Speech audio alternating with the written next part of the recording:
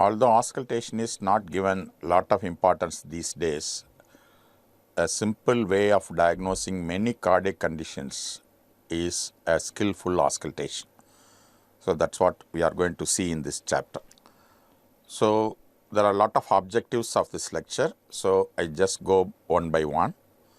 So what are heart sounds? Heart sounds are the noises generated by the beating heart and the resultant flow of the blood through the many structures of the heart like valves. So the hearts, and also by the closure and sometimes due to abnormal opening of the valves.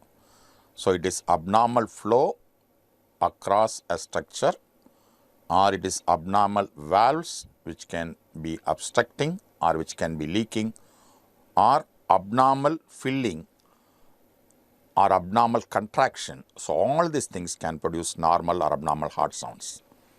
The essential part in the auscultation is the good stethoscope and the right use of stethoscope. So you must have good earbuds which is not poking your ears. It should be comfortable, and the tubing should be good enough, and you must have diaphragm and bell of the stethoscope, because the bell is a very important component of the stethoscope which is used to pick up the low pitch sounds.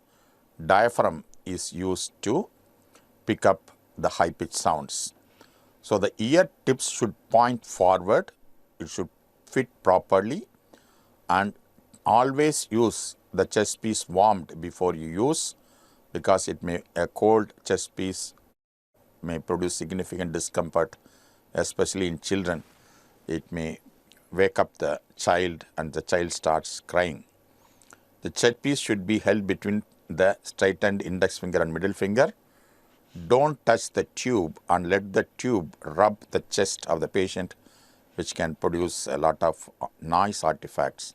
And tube should be relatively straight. Don't bend the tube while auscultating. So all this precaution you have to take, and you have to hold the stethoscope like this.